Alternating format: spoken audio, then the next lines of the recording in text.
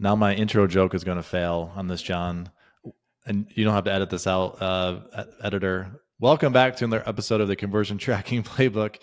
I'm your co-host, Brad, and you have John here, and we have a special guest, Stockton. My joke was, John just solved the getting conversion rate by events for all of the behavior events using ChatGPT, and that's going to be a headline for this podcast to get 1 million clicks and downloads. The joke doesn't go over the second time, and this is the second episode I've had to do this from our having to restart. Anyways, Stockton is here to drop a ton of knowledge on all of you. Stockton, welcome, and give everyone a quick intro on yourself. Yeah, thank you. Super happy to be here. So I work for a measurement agency. So think, all we do every day is this type of measurement work where we separate things in sort of front end and back end measurement, where front end would be like your GTM, your GA4 type setups, where you're tracking the behaviors on the website and conversion tracking and all those pieces. And then back end, where it gets more into just all the other systems pulling into BigQuery and then doing joins there to answer business questions and things like that. So heavily into BigQuery on that end, using services like Fivetran, pull ad spend in or connect to Shopify, and just the goal we always tell people is get it into BigQuery and the sky's the limit. We can do wonders from there. So that's how we work with clients all day, every day, is setting up all those systems, front end, back end, and building Looker Studio reports. Awesome. Well, I'm excited for you to share. We are going to be doing a screen share. So if you're listening to this, this will also be on YouTube. I haven't quite figured out. Maybe we can stream it through Spotify as well. But anyways, there will be a video portion as we get into the screen share where Stockton is going to show us how to do things. With that, so Stockton and I have known each other 4.5 years. We were GTM server side nerding out 4 years ago when it first came out, just doing a lot of stuff, just trying to figure out what it was and how to do things. But more recently, in our Slack, I can't remember how it started, but I don't know if you're giving me crap or maybe you're just giving like the internet crap of what's everyone's answer to GA4? Oh, just use BigQuery and everything will magically work.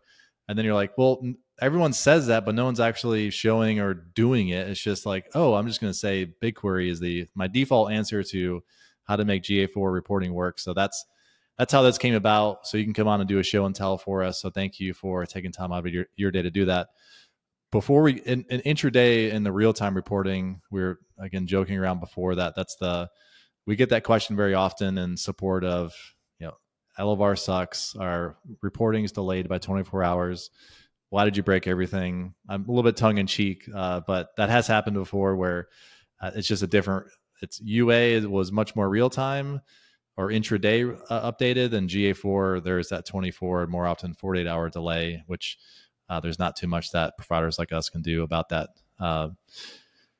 You mentioned before we get into the screen share, wanting to start with going through the downsides of GA4 UI for reporting. So I'm just going to tee that one up for you, Stockton. Yeah, I think the whole conversation around, obviously there's things that we like and don't like about GA4. And, some people are on the fence of GA4 is the greatest thing since sliced bread. It's event level and you could do all these fancy things. And then the other people who maybe, I would like to think they're more actually in it, more practitioners trying to use it. And they're like, but what about all these limits? What about this and this and this? And everyone's just like GA4. And then they're like, oh, but the greatest thing is BigQuery. And we're like, BigQuery, hurrah. Now you have this event level data that you couldn't get before and all these things. So it's always been a joke because we see that out on, the internets and LinkedIn, and everyone who says BigQuery, we would try and challenge them and say, show me how, I don't believe you. Show me how you're actually using BigQuery, because it's also quite complicated. There's lots of nuance there, and we'll get into it. But some of I think there's a lot of strong cases for BigQuery, whether that's intraday or just the events table in general. First one is it's virtually free and super easy to set up. So if we talk about just cost for a second, before we get into the points, there's the normal export, which is just your daily events. And that table, if you're in the GA4 UI and you go to admin, you select BigQuery, there's two kind of tables you can select. The first one will only populate once a day, right? So a daily thing will report. It's not real time. You'd have to come back tomorrow to see today's type of data. And the second one is the streaming. So the streaming one is near real time. I mean, it is pretty dang fast. It is within seconds. If someone visits your website, you can go and look inside the intraday table and see their event. There's a small cost to it. So there's a cost factor, but that's also pretty nominal. So what they've said is it's about 10 cents per gigabyte sent. And they've said that a gigabyte is roughly, this is just Google's support doc estimation, roughly 600,000 events. So the limit for streaming is actually 1 million events per day. So if you think, okay, 10 cents per 600,000, I can only have 1 million. So like max I'm going to spend is 20 cents a day on streaming data to BigQuery. So small cost, but it is there, you know, on that side of things. So lots of like pros. I think everyone should just set it up because, hey, you'll probably want in the future, wink, wink, 14 limit data retention policy that Google Ads has or Analytics has. Lots more like use cases there. Okay. So what are some other reasons why you would actually want to use BigQuery instead of the GA4 UI? And this is not even necessarily strictly tied to intraday type stuff, but one of the big limitations is that 24 to 48 hour processing time.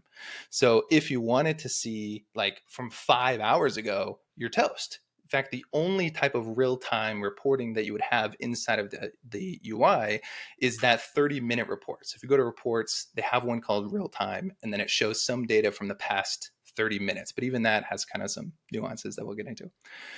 So you essentially have 30-minute window. If you want to see past that, you're toast for the same day, unless you have BigQuery.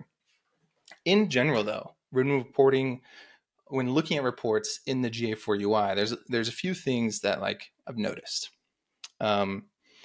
One of the biggest downsides, I would say, is related to landing page reporting. So landing page reporting is really strange. A lot of times in the reports, all you'll actually see is the like page path, right? So you have the / and let's say you have a blog.mysite.com and you have store.mysite.com and you have mysite.com and you're like, okay, let's analyze landing pages. All you see is homepage. It's not immediately apparent like, oh, which homepage is this? They're all grouped together across all the different sites. So what's missing is host name in that scenario. So, in the good old universal analytics days, we would create a filter and we would prepend the host name to all of the event page paths, or just the page paths. And then we'd have, everything broken out nicely for us in some of those filtered views, and everything was right in the world. So that's like a huge actual limitation. If you're a website that has multiple domains, multiple host names, I should say, then when you're looking at / or homepage, it's all grouped together. You don't actually know which host name it belongs to. So if you're a headless site where the Shopify checkout's on the checkout.yourdomain.com, if you have landing pages that are on a subdomain where you might be using Pack or Webflow or Unbounce or some other landing page that's often a subdomain. I was just talking to somebody about that today, actually. They need to realize that break up those different views or add the page path plus query parameter, query string. Perfectly teed up the next problem, which is query. You owe me $20. Yeah. So if you're running Facebook ads and like one of the parameters, so fun fact, one of the lesser known UTM parameters is just UTM_ID, which is supposed to correspond to like a campaign ID. Let's say your Facebook ads are set up to pass UTM_ID in the UTM parameters. Every time that someone clicks from one of your ads from a different campaign, there's going to be a different ID. You're going to have a different combination of UTMs. Your page paths are going to be broken again. You're not going to have that nice clean view to say, show me all pages that are just the home page. You're going to have ID 1, 2, 3. You're going to have a second row of ID 4, 5, 6, and it's just going to be super fragmented that way. And that's another like huge limitation I find with the UI in being able to consolidate and combine your pages so you actually have the true page and not just the query string piece. But you can fix that in BigQuery, right? Or wrong? Yeah, you can. Well, yes. So that's okay. All of these things are limitations that BigQuery can overcome. So it's kind of like, I'm sticking the problem in your face so that you're now aware of it. Like, oh, we need a solution for it. And that's a problem. Go ahead, Brian. No, you go. You go. That's a problem that Universal Analytics had solved, right? Like we had a way to filter out those URL parameters and prevent that fragmentation. And now we're back in the world of these crazy reports with like a million different pages that are really the same page, which is very unfortunate. Yeah, again, I think, we would use filters and views to be able to strip the URLs off, prepend host name, like clean up things a little bit more. And now we don't. So it's unfortunate that the default reports do have some of those big glaring, almost unusable, like a lot. I have that conversation a lot with myself and coworkers and sometimes clients. It's like, these reports are not like, are they even useful? Can you actually get information? Like, anyway. Different rabbit holes there. Step off the ledge. Step off, back away from the ledge. Yeah. So other, limitations. So 48-hour thing, the 30-minute. If you're looking in the 30-minute just report, it's really just kind of like a hit counter type stuff. So it'll show you the first user traffic source, which we're going to get into users because that is the most confusing thing known to man. When we start talking about users, like what is a user? And then when you throw in dates in that mix, you're like, oh man, okay. So if it's a session and I'm looking at the last week stuff, but then I have was the user active during this month? Or did the user join last month? Or so whole different thing. So they'll give you like first user source. They'll give you page location. So you can have like a hit counter, be like, oh, my collection page is getting a lot more hits, but you don't know where they came from necessarily. You have an event count. So an event counter, you just say, hey, like here's all the events that happened in the last 30 minutes. And you have a number of conversions. So you can see, hey, there was 15 purchases in the last 30 minutes. We're doing pretty sweet, but you don't have any of that performance. You don't have any ability to tie in, be like, okay, how is Facebook ads doing?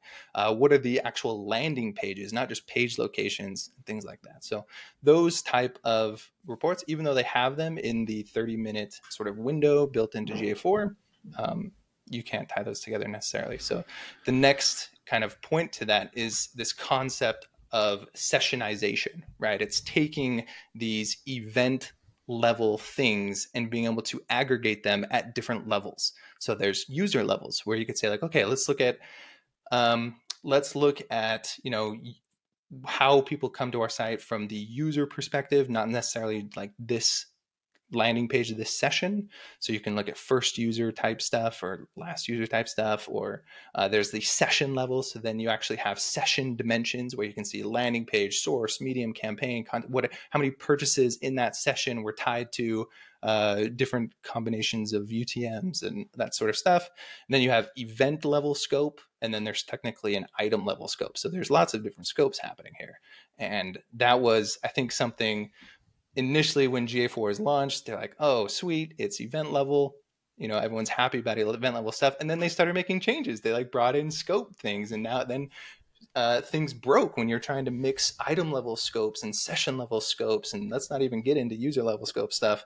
So then that is more complexity. So the worst part about that is you don't even know when you have a report that it might not break. If it broke, that would be awesome. But if you don't know that the scopes are being mixed and you're not getting the data that you think you're getting, that's frustrating. That's a really good point, actually. I would love to see a warning like, hey, you are mixing scopes right here, so the data you're looking at is probably not even close to being accurate. It's a good Chrome extension. Someone might make a Chrome extension for that. Stockton. Can we I just want to go back and summarize some of the GA4, just we're getting in the weeds a little bit here, but downsides of GA4 UI. So the landing page reports, that was one.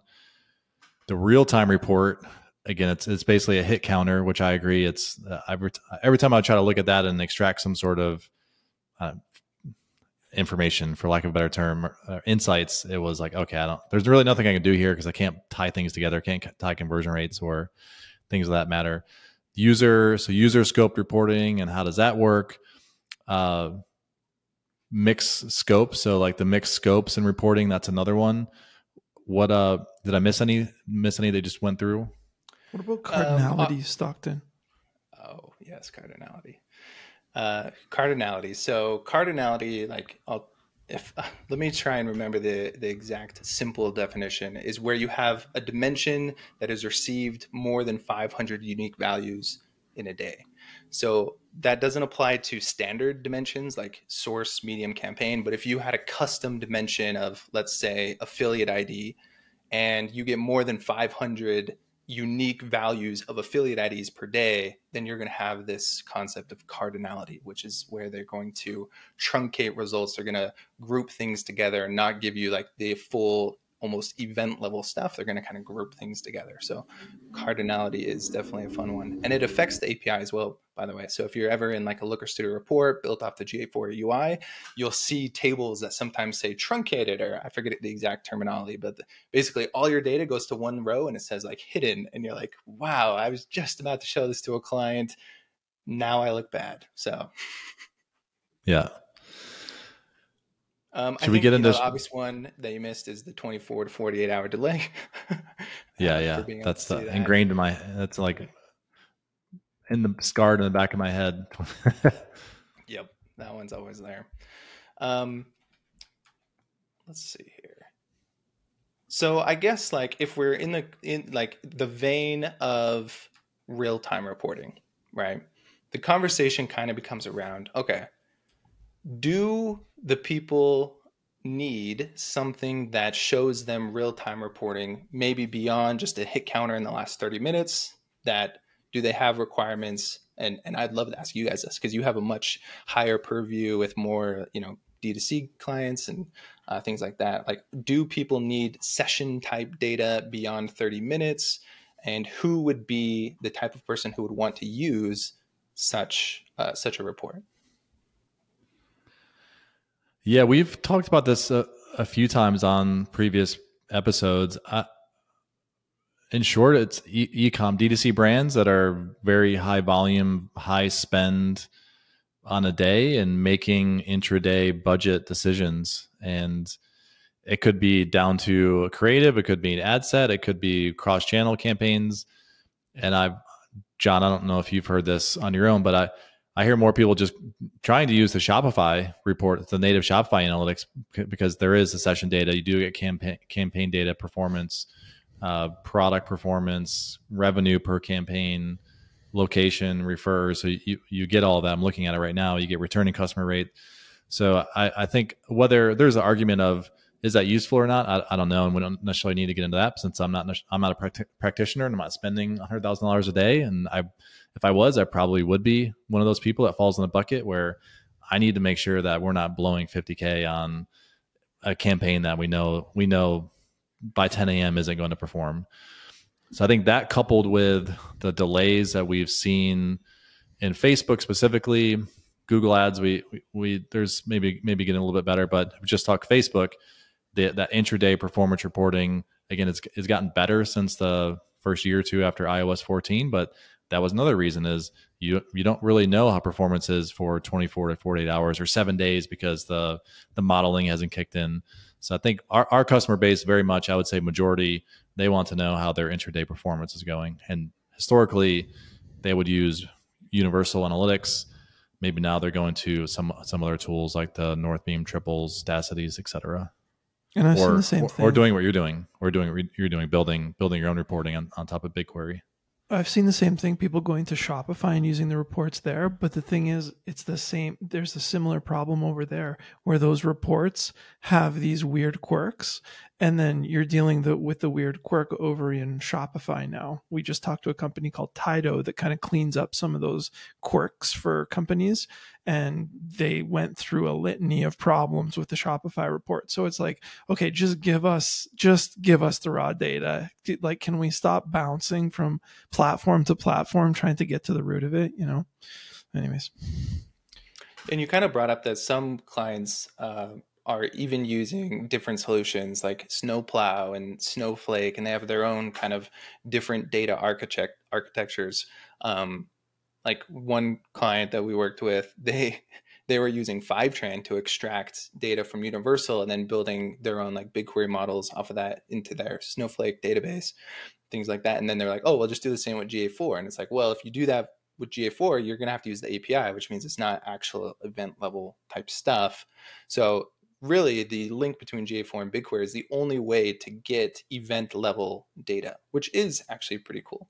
So yeah, I kind of figured the same. Like there's 3 almost personas that I feel like would want to use an intraday report. One of them is the CEO, you know, who's got this, he's got a Shopify tab in his other screen. It's dedicated just to his Shopify analytics, and he's watching all the sales come in and, you know, the revenue for the day and where they pace hourly and all that sort of thing. So like they may want to tab into that behavior stuff, right? What's happening on the website, is anything not, you know, just from a high level, I guess. Then you might have your CRO practitioners who are like, hey, we're going to ship a new feature where we're testing a different product block and trying different variations and putting popcorn pricing, or, you know, just different features, any feature they were going to push. And if they push it live, then it may go dark, right? Like what if something didn't work? And if you have 5 hours of downtime, how much revenue could that cost potentially, right? So like that could be a really strong use case, almost as all of these are almost limiting factors, right? It's being able to mitigate risk. And then the media buyer as well. You know, if they're pushing new campaigns, new landing pages, new funnels, you want to be able to see how those are cranking out real time, as opposed to having to wait for Facebook's reporting to come back in, or just GA4 to model that for you. So yeah, I feel like there is, you know, potential, but there's the cost of building such a report. So there's the nominal cost of just the streaming, but then there's the real cost of human hours, right? Who's going to be the one to link this to BigQuery? What's your visualization? You got to do all those different pieces to connect it in. And if you're writing queries, you know, queries definitely can get quite complex unless you're using ChatGPT, like John. You just never know what you're getting. Yeah. Actually, I find it pretty good for simple queries, but when you start getting into like some more of the complex query topics, like common table expressions and doing analytic functions and things like that, it seems to break down a little bit. So yeah. Should we get into show and tell? Yeah, let's do it. Okay. So what I want to show first is more of the simple type, like hit counter type report. And it's going to be using the BigQuery intraday table. And this is a solution that wouldn't require any type of SQL knowledge or anything like that. It would require some knowledge of how the table inside of BigQuery is formatted, you know, what they would call it the schema of it, just to understand like, hey, there's event parameters and that's a repeated nested object. And you have to look in this column with this row to find something. So like, we'll get into that little bit of nuance there, but this would be more of the hit counter type report. It wouldn't necessarily have any source attribution, like session source in particular. Like a session source is where it gets a little crazy. So let me share my screen then, and we'll go over. I'll show you. And while he's pulling that up, the process of linking your GA4 property to BigQuery, it's in your property settings. It's a couple buttons. You just have to make sure you have a Google Cloud account. You link, which again, it's a very simple UI to walk through, and you just click a button and connect. Yeah, it's super easy. I think you have the choice, Stockton, of doing intraday, or like you said, intraday, or the previous couple days. Like there's 2 options in there, but it's like click button stuff. There's nothing really to do. And then when that's done, one thing that I've been frustrated with is when you turn all that on, it's not there right away. So you can turn it all on and you go searching for it. It doesn't show up. You're digging around in BigQuery and it's not there. It's taken me, sometimes I think it's taken up to 3 days. I don't know what you typically see, Stockton, but just a note that don't expect it to be there right away. Turn it on, come back in a couple days, and it should show up. Yeah, definitely the initial link takes that time. So if you're like, we need this today, that's actually a limitation. You won't get it today if it's your first time linking it, for sure. So, okay, I'm going to share my window then. And first screen that you should see, this one right here. So this is a Looker Studio report, and it's connected to an intraday table. Now, I want to show how to rebuild some of these scorecards and the nuances between it. The other things we're going to take a look at are what a report that has actual session data might potentially look like. So that's going to be this tab right here. And then actually some inside of BigQuery as well. So when you're inside of the BigQuery interface, let's see, make it nice and easy for the YouTubers. Zoom in a little bit. Then you'll be able to see kind of some different tables here and kind of over these. Actually, let's start right here. So we need to understand a little bit around what the fields are that are available to us as soon as you link it and you have data starting to come in. You'll notice that you have inside of your BigQuery a project, and inside the project, you're going to have events underscore, and this corresponds to that daily table where it gets processed on a daily basis, and you'd have to wait till tomorrow for it to populate here. Then you have this events underscore intraday, and this is the streaming table. So this is where the data gets sent to in almost real time. Notice the numbers here. So this one says 52, this one says 2. 52 refers to the number of days that it has in this table. So technically this is a partition table where every single day is a different partition. So there's 52 partitions or 52 days. So here in the events intraday table, you could say like, hey, why is there 2 days worth of data in the same day table?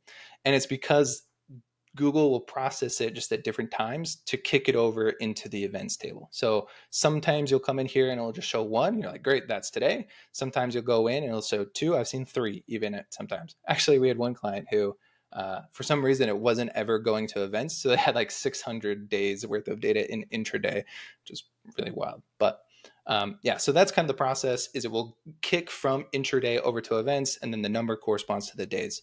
Here you actually have a drop down if you're previewing to see the days. Like, okay, we have year 2023, we've got today and yesterday available to us in the intraday tables.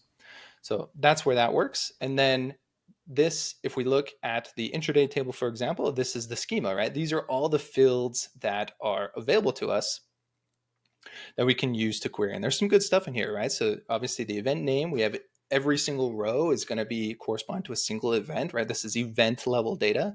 There's a ton of event params, which like doesn't look like there's a ton. There's key and value. So that's going to be another topic on how to extract data out of event params to pull out things like source, medium, campaign, content term, things like that. And then there's, there's lots of others. If you don't actually have it set up, then you can connect to one of just the public data sets. So Google actually has a public data set that is GA4 data that you could play around with and test on if you didn't have your own. So quick pause here. Anything to note or just continue on? Maybe expand the, I don't know, event names. We can look at event names, maybe user properties.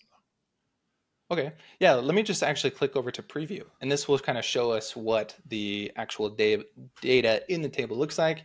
Think of spreadsheets on steroids here. Yeah. So every single row, it says show 1, and then it's really big, right? And then 2, row 3. Each one of these rows are events. So we have the event name. Here's like first visit, session start, page view. And then within those rows, you have the different parameters. So when you're setting up a GA4 tag in GTM and you go to the event parameters little tab, and you can add multiple event parameters, that's what shows up right here. Now, fun fact to get around cardinality. This is great. If you don't register the dimension, inside of GA4, then the data obviously won't populate inside of GA4, but it will still flow to BigQuery. So if you are setting, for example, like Google tells you not to do this, they say don't set your own custom identifier, like session identifier, right?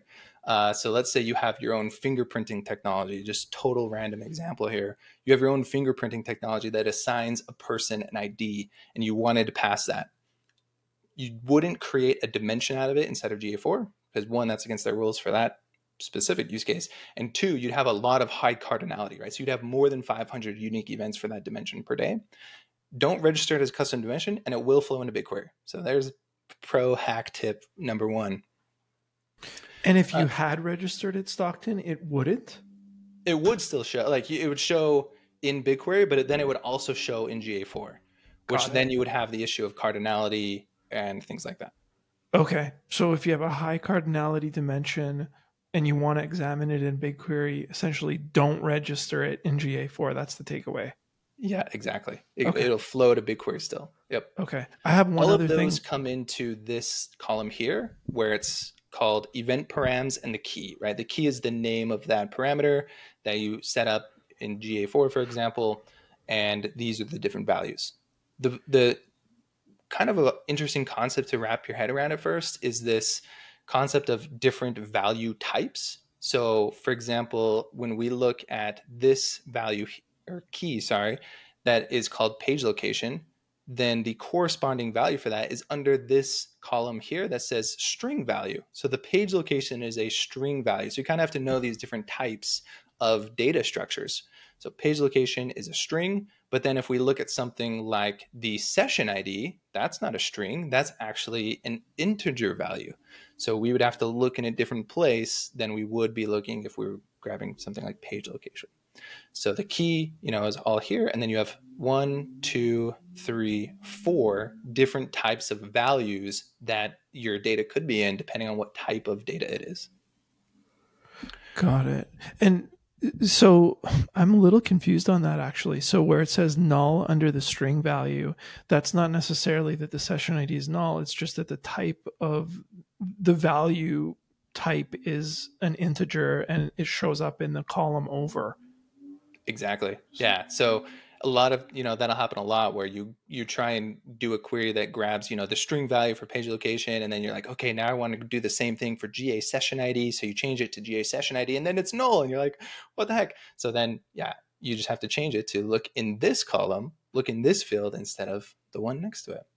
Cool. Okay. Float value, honestly, you don't see very much. Double value is where you would see like revenue type numbers. So value is a common property when you're setting up your like GA4 e-commerce tags, and those would flow into this one that's called double value. So those are like the three main places to look: page location for string stuff, integer value for like number type stuff, and double value would be more of like the revenue type information. From here, it goes on. There's lots here actually that you can look into. There's things related to storage, right? If you have consent mode enabled, you can build that into your BigQuery models, custom user properties and things like that. So one thing that Elevar sets is, this visitor type as a custom user property. So user properties flow into here. There's, all sorts of different metrics and dimensions down to devices and your country, your location. This one's interesting. If you're running web apps, right, you can see if they've limited ad tracking or not, what browser they're in. Super useful as we're coming up on iOS 17, which super glad you guys spearheaded that conversation to quell a lot of the misinformation going around. We got to share that podcast more because we're definitely seeing that. But here you can actually see, in your actual data, what the impact potentially may be, even though there's no impact. So lots of different pieces here. The trick now is going to be, honestly, because we're not writing any SQL for this first part, is just knowing which one of those fields that we need to grab data from, right? If we want page locations, we need to know that it's in the string value. If we want to do a different count for one of the other pieces. So before I jump over into like replicating some of the report, any other questions on this? No questions. I think this is a good to tie back to one of our pod a couple of weeks ago where we actually used that analogy that it's BigQuery, think Excel, like giant Excel table. So I think seeing this is very helpful for those that may have listened to that previous episode. But I think the takeaway for non-technical listeners is they're not going to do anything in here other than maybe explore and see, okay, what's the potential data that we have available that we can build reporting on that is not readily available inside of BigQuery. But for the technical folks that might be responsible for getting in, playing around, building these reports, this is I think this is super valuable for them just to see how the structure works.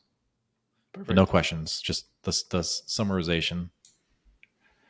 Right on. Okay, so let's start off with maybe just some of like these high level like pieces here. So these, like I said, are going to be more of just your hit counter type stuff. What it would look like to start a Looker Studio report and be able to get to this point where we're about to be is you would go to your resources, I'm scared to show what's here. I guess we can always edit this out, right?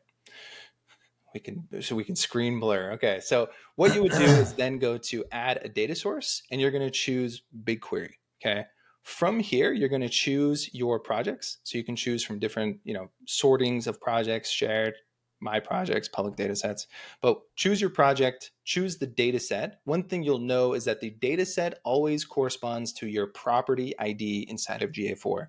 So here where it says 30122 blah, blah, blah, that's going to correspond to the property ID that you have in your side of GA4. And then you'll notice a few tables here. The one we're interested in is going to be this events _ intraday table. And this lets us know that it's the one that has streaming data and not the daily kind of one. And then we can choose events as a template. Then we're going to hit add. And this will just get us ready. If you're starting from scratch on a new Looker Studio report and you want to be able to get to this point, that's how you do that. From here, it's going to be a matter of dragging just some pieces out and doing some filters. We're going to be using filters a lot to get these sort of answers. So let's drag this up and let's just... Now we're in Looker Studio. Just for those that may not be watching or listening, we are inside of Looker Studio, aka Google Data Studio, and essentially you're doing the same thing that if you had connected Google Analytics as a source where you have metrics, dimensions, and creating filters. That's essentially what Stockton is showing here, except the data source is BigQuery instead of the GA4 data source. Mm-hmm.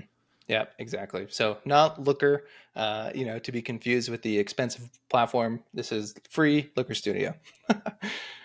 So here we go. We're going to add just a scorecard, for example. And in this scorecard, we want to populate it with, there we go, an event count. It's going to pre-count that for us.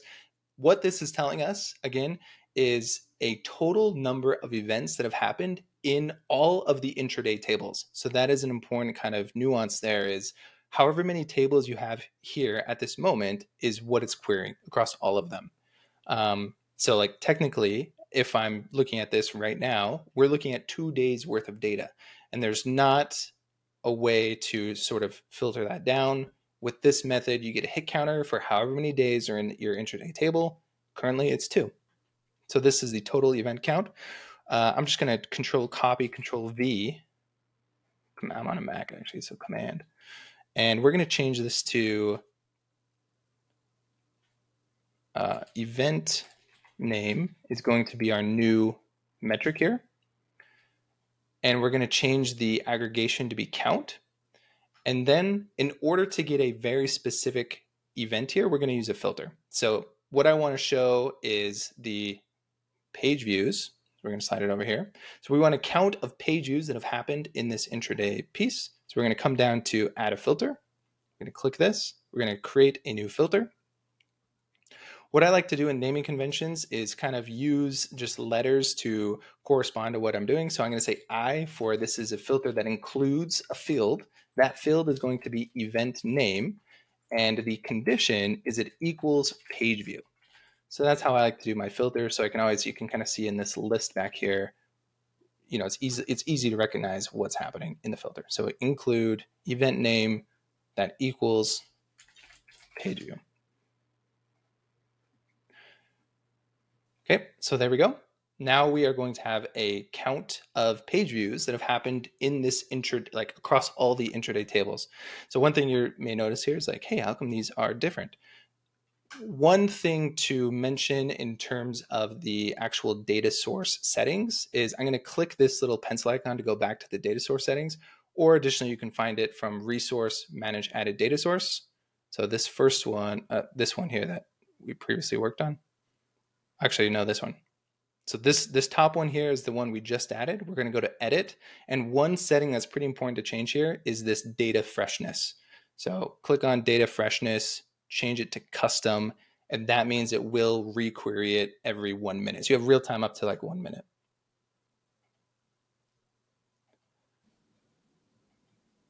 So we exit out there, hit reload on the data. Now everything should be refreshed. These should match. Yeah, there we go. So repeat that process for any of the events that you are interested in having, right? So if the event name is view item, then what you're going to do is you're going to put event name as the metric. You're going to go to count. So you can kind of see here, this source field was event name. I renamed it to be view item.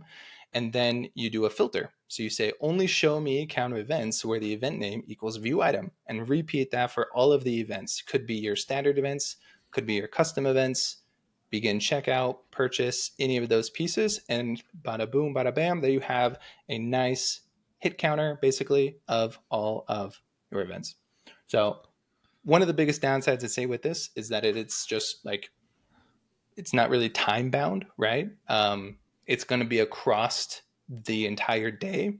One way to mitigate that a little bit is to add in a date filter, right? So if we add in a date range control, we can default this to only show today. And in that case, it will only show today. But again, you're still looking at the data from the entire day, not really broken down by minutes. Can you use the date stamp to create line graphs? So to actually make it more time series based? Great question. Let's see if we can. So let's add a chart. We're going to use maybe a time series. Just throw this on top of everything.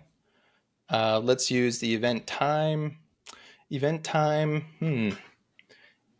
The only way this would work. So let's actually transform this into. We need to check the data first that we have available to us. If we look at our dimension for like time or timestamps, we'll see what we have available to us. So we have the event time, event previous time, event time is the same there, event time offset, first touch time. That's all we have. So in this method, the results returned to us are actually grouped at the day level as well. So it doesn't give us the date stamp doesn't go down to of the event. Interesting. Oh, there it goes. I just had to click on it. So here we go. 8. There we go. Yes, and so that again, if you're not watching, what we're doing here is taking your real-time data and recreating potentially visuals that you might be used to seeing or reporting you might be used to doing in Universal Analytics, doing this in Data Studio. So without going through that whole process of recreating everything, to me, this is very much a step one, meet with your team, or if it's just you, what do I need to look at today? Like, what is the minimum viable reports or graphs or charts or data, whatever it might be? What do I need to look at today? Step two, go through, okay, is that data possible? Or how do I want to visualize that data? Do I just want counts? Do I want line graph to give you trend analysis over the day? Do I want bar graphs, funnels, whatever it might be? And then the next step is going to be, okay, is that data available in Looker Data Studio? So if it's looking at, I don't know, like an item, a product item added cart, can we filter down to a specific product? Or can you look at a specific landing page or something like that? So then it's determining, okay, can we recreate, do we have that data available inside Looker Data Studio from BigQuery? And then it's a matter of going through and creating those. So at the upfront, there's more upfront work and prepping and planning and making sure you have it. But then once you create it, then like you were just showing a couple of minutes ago, you can set the refresh time to be every minute. So it's like you do it once and it's there, it's done. Did I buy you enough time to do the line graph? Yeah. Yeah. So this, yeah, exactly. So this now shows up, if we were to rename this actually to be page view. So now we have our page view graph for today, showing us the trend of that. So we could actually change this filter. So again, we're using filters. So let's add a new filter that I've already created, which is going to be for event name of purchase. So now we're going to have our line graph of that. And let's make sure we come up here. Wait a second. Event name purchase. Here we go. Change this rename to be purchase. There you go. So now we have our line graph of every minute that a purchase has happened. So it's not aggregated very well. Maybe potentially what we could do, instead of date and time, we could re-aggregate this to be at the hour. Yeah, hour. That's what I was going to. There you go. Oh, beautiful. So except for the green. It looked better in purple. Yeah. Yeah. So sorry, nice part. Yeah, my brain's immediately going to, okay, now It's going to be, how do we recreate conversion rate? So you can still do the same things in Data Studio, where if you wanted to create two data points, blend or merge them together, then create a calculated metric, you can do all of those same things in that you might be used to in Data Studio, correct? There's no limitations that just because it's a BigQuery data source. And it actually adds a lot of more flexibility because of the data model that's behind it. You can re-aggregate metrics, you can aggregate dimensions even, so you have more flexibility. But yeah, definitely you could just create a custom, like this one might be a little hard to see. Yeah. But essentially it's a function, right? So it's just show me the purchases over sessions, right? And that's effectively giving us that e-commerce conversion rate, so to speak. And if you wanted to break it down even further, here's your view item to add to cart rate. View to buy rate. So this would just change to be purchases over view item.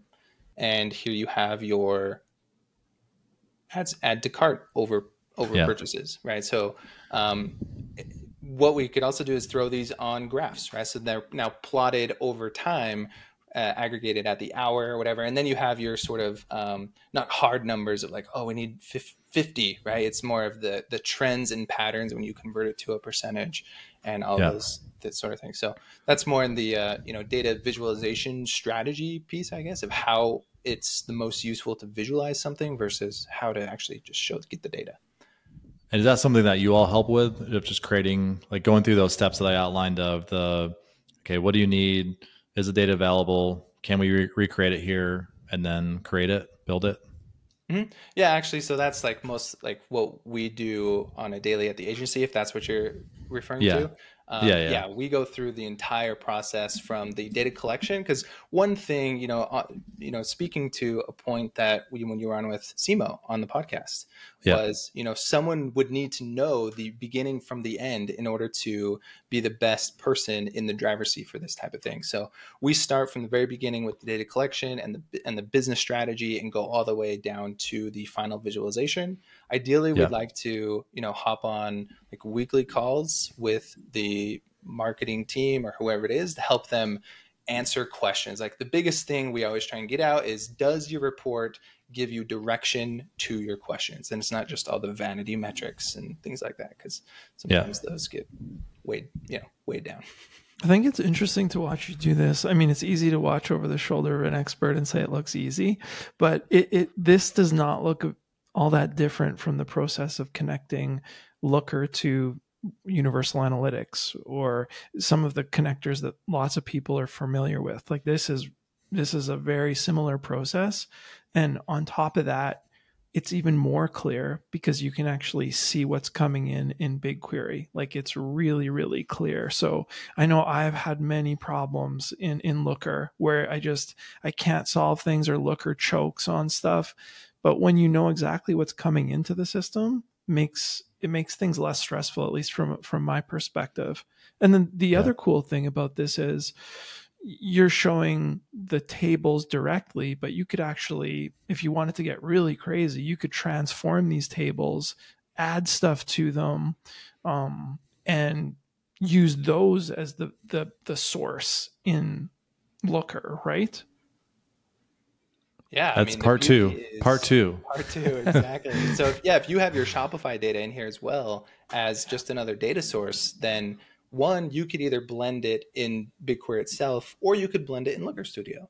Mm-hmm. And one really popular report is the MER report, where you have all of your channels like the spend for that day, and then the new customers you acquired that day and the total customers you acquired, right? And you're supposed to use that to correlate and get your marketing efficiency ratio and say like, okay, we made this much revenue is 3 times our ad spend, so our MER is 3x type thing, right? And that's the perfect use case for something like this, where you blend those sources together, you get an output that can potentially give you direction, right? If we're like, oh, we dipped to a 1, we need to go analyze what's happening. So yeah. All right. Well, we're on 50 minutes. We haven't broken the record for the longest pod yet. However, I have a feeling we're going to get a lot of requests to do another one and just basically probably start here. I think for those still listening, my biggest takeaway that I would have for the non-technical is you don't even need to log into BigQuery to create your real-time reporting, or any report. It doesn't have to be real-time. The focus was on real-time, or intraday, I should say. You just connect it, and then you go to Looker Data Studio. I'm still going to call it Data Studio, and just start building there, or have, basically give your direction on what to build there.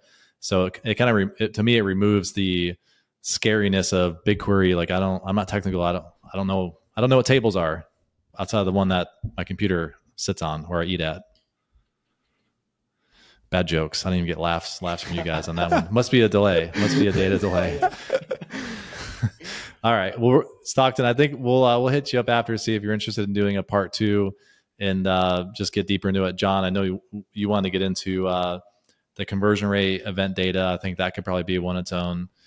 I got to pick up my kids. It was their first day of school, and they're going to be there till last minute, 5 o'clock pickup. Thanks, Stockton. It was awesome to have you. You're great with teaching, and I think like my takeaway is similar in that just it's really easy to start with this stuff. It's easier than people think, and what Brad said is so bang on. Like SQL shouldn't be that scary, I don't think, but if you are super scared of it, you don't even have to touch it, and you can still build some of these reports. So pretty interesting stuff. Yeah. So if you want some. Yeah, do it. I was going to do a plug for you, but go for it. Okay, shameless plug. What we've gone over is more just hit level, like counting type stuff. What we've done actually is build like a really robust report that you can just copy and have, and it will connect to your BigQuery with some pretty advanced queries. So we bought the domain GA4realtime.com. So by the time this goes out and you visit that, you'll have ability to download like a report, and it will plug and play with sessionize. So we didn't even get on this. We could have gone another episode on this. The concept of sessionization, right? And how to actually define a session, because in UA, UTMs would create a new session. They don't anymore. So as dimensions change, you have to now look for the first or the last value of that dimension in the session. Anyway, we won't go off it. So go to ga4realtime.com and you can have a free report that we built. And if you need personalized help, we can do that too. Yeah. Invest in it. I mean, how much is if real-time reporting or intraday reporting or just robust reporting, if it's very meaningful for your business, invest in the best and getting some of these built out. So Stockton, thanks for coming on. We're going to do a phase 2 or a part 2. And Jon, I'm thinking maybe we build a workbook. Like a workbook for the summit where we go through in one of the sessions, because this will be close to one of the sessions of like that process to go through and before you get to Looker Studio of how to go through and ideate and build your requirements. But anyways, got to run. Thanks, Stockton. I appreciate it. Thanks, guys.